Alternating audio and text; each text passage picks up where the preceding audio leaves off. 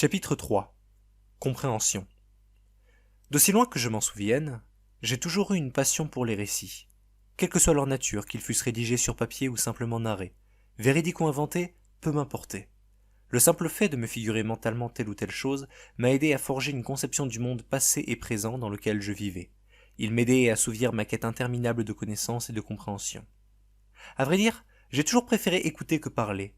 On en apprend bien plus en se taisant et en laissant les autres s'exprimer qu'en comblant le silence soi-même. Dommage que la plupart des gens ne partagent pas cet état d'esprit. Pour ainsi dire, je fus un enfant si discret et si calme que mes parents continuèrent de s'interroger sur mon état de santé plusieurs heures encore après que je sois sorti du ventre de ma mère sans le moindre sanglot. Quoi qu'il en soit, mon amour pour la narration d'autrui n'échappa en rien à la vigilance de mes parents. Peut-être en ignoraient-ils simplement l'ampleur.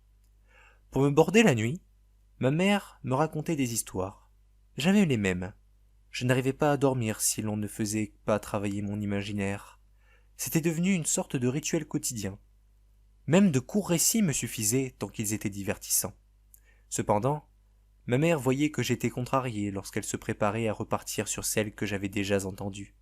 Ma mémoire étant déjà ce qu'elle était dans mes premières années, entendre les mêmes contes encore et encore m'ennuyait, là où il y avait tant de choses à entendre et à découvrir. La pauvre. J'ignorais à l'époque la somme de temps qu'elle consacrait à son travail de vendeuse de poudre au village, et à quel point elle était surmenée quand elle devait enchaîner avec le ménage, la cuisine, mon père, et enfin moi.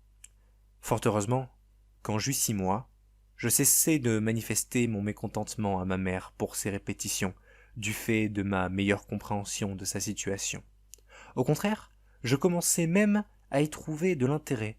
En effet, il n'était pas rare qu'exténuée, elle s'endorme, avant de me raconter la fin de mes histoires.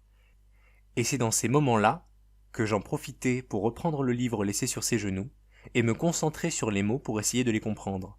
Connaissant déjà l'histoire par cœur, je m'amusais à recoller les sonorités sur les lettres que j'avais sous les yeux.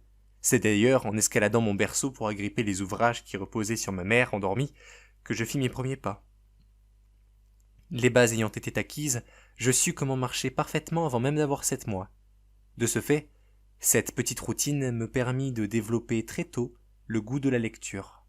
Pour ainsi dire, je savais lire des œuvres complètes avant même mon premier anniversaire, et j'appris à parfaitement écrire en autodidacte dès le suivant. Comme précisé précédemment, mon père, quant à lui, n'avait jamais eu la chance d'apprendre à lire. Ce solide bonhomme imposant à la barbe brune et aux cheveux courts dénotait complètement avec ma très petite mère blonde aux grands yeux bleus et aux cheveux bouclés. Pourtant, ils se complétaient tous les deux. Si l'un ne pouvait parvenir à réussir quelque chose, alors c'est l'autre qui se chargeait de reprendre sa place. Ainsi, quand ma mère était trop fatiguée, c'est lui qui se chargeait de me raconter des histoires. Contrairement à elle, cependant, il me narrait plutôt le déroulement des batailles auxquelles il a participé à l'époque où il était soldat, à défaut d'en connaître d'autres. J'étais très friand de ces dernières, sans jamais être choqué par les moindres détails sanglants qu'il pouvait laisser échapper, comme si la mort et le sang ne m'avaient jamais dérangé. En revanche, il tomba très vite à court d'inspiration. En réalité, il ne s'était finalement pas tant battu que cela. Il trouva donc à chaque fois d'autres choses à me dire. Il commença par me raconter comment il avait rencontré ma mère, puis comment ils sont arrivés ici, ses journées, et même des anecdotes sans grand intérêt.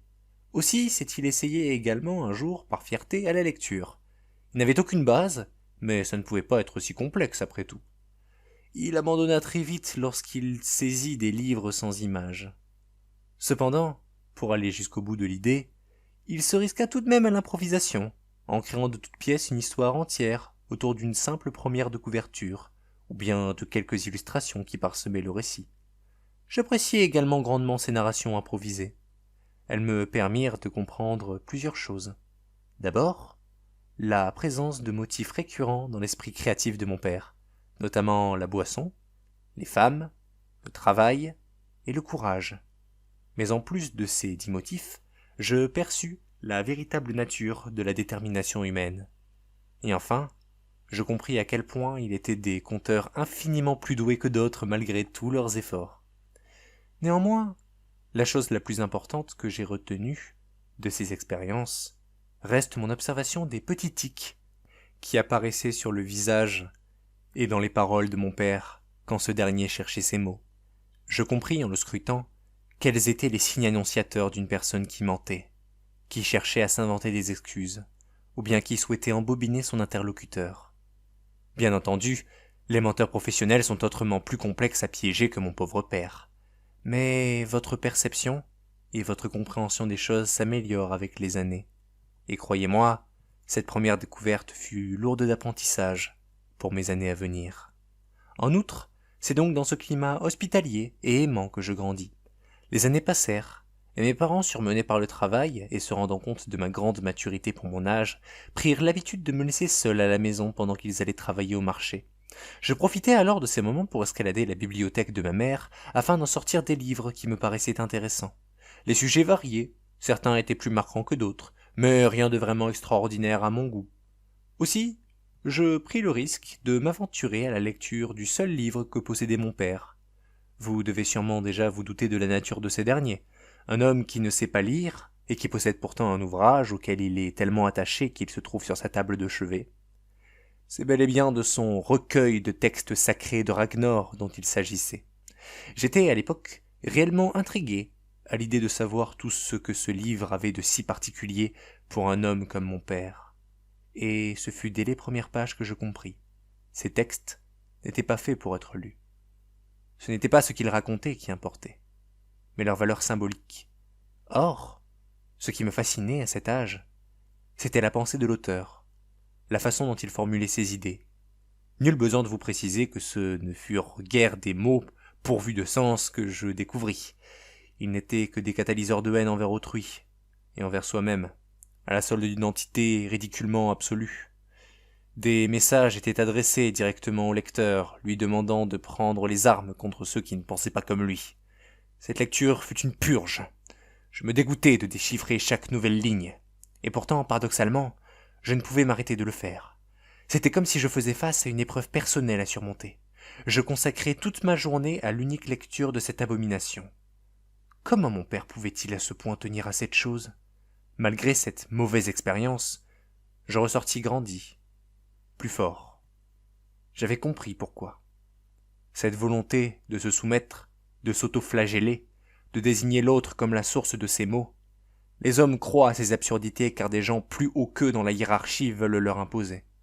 Si les dieux étaient vraiment la source de ces volontés, alors dans leur infinie puissance, ils auraient déjà puni les simples mortels comme moi, débectés par ce genre de pratique. Peut-être était-ce par fierté que je me refusais de courber les chines devant des choses que je ne pouvais même pas me figurer. Mais force est de constater que, depuis ce jour, je me jurais de ne jamais laisser ma vie m'être dictée par quoi que ce soit, hormis mes parents, qui sont les seuls êtres à me l'avoir justement donnée. Mon père ne pouvait avoir lu ce livre. J'ai mis ma main à couper que ce fût simplement ses parents qui lui ont raconté ce qu'ils avaient envie de lui raconter concernant son contenu. Qui est d'ailleurs probablement également ce que leurs parents leur ont présenté, et qu'ils tiennent à coup sûr eux aussi de leurs ancêtres afin de se convertir à Ragnar dès leur plus jeune âge de génération en génération. Depuis, mes lectures devinrent différentes. Je cherchais constamment dans notre bibliothèque des recueils capables de développer mon esprit critique, d'émettre d'autres sons de cloche, ou encore de présenter un moyen théorique de mettre fin à cette folie. C'est en lisant encore et encore chaque jour que je finis par comprendre dès mes 3 ans la cruauté et l'injustice de notre monde. Ce n'était pas que la religion du dieu de la flamme éternelle qui posait problème. Les vices et les torts des êtres qui peuplaient ce monde étaient si nombreux qu'il était injuste de ne blâmer qu'un seul bouc émissaire. Cependant, bien peu d'ouvrages me permirent de donner un réel sens à cette démence qui semblait ronger cette terre depuis des millénaires. Mes parents ne possédaient en réalité qu'un seul livre d'histoire. Mais après plusieurs mois passés à vider l'étagère, sa découverte me fit l'effet d'un coup de poing dans l'estomac. Il se trouvait tout au fond du meuble, recouvert de poussière et de toiles d'araignée. Il se nommait « Comprendre ce que nous sommes » et avait été écrit par un certain Gioni. Ma mère avait probablement dû l'acheter en s'imaginant que c'était un ouvrage pour apprendre à mieux se connaître soi-même ou ce genre de texte indigeste et plat dont elle raffolait. En découvrant ces lignes, je fus comme happé, dans l'impossibilité de m'en séparer avant de l'avoir fini. J'étais peut-être trop jeune pour le comprendre dans son intégralité, mais j'avais retenu plusieurs leçons en le lisant, et en dressant des parallèles avec les textes sacrés de Ragnar. Tout d'abord, le monde a été créé par des divinités, qui n'ont que faire du sort des pauvres mortels que nous sommes. Aussi, nous sommes condamnés à mener une existence de douleur, de perte des êtres chers et de conflits. De plus, les faibles seront toujours opprimés et tyrannisés par les forts, et ne pourront jamais rien faire pour inverser la balance. Et enfin, que seul un homme providentiel, aux idées fortes et aux convictions nobles, serait capable de changer le monde pour le mieux. Pour ça, il faudrait simplement qu'il s'en sente capable et qu'il soit prêt à tout encaisser pour y parvenir. Dès lors, je compris que c'était à moi qu'il parlait, sans imaginer une seconde que ce qu'il pouvait bien sous-entendre était que chacun, à son échelle, puisse changer les choses à condition d'essayer. Je me persuadai que le cycle était destiné à se répéter si personne n'agissait pour corriger toutes ces injustices.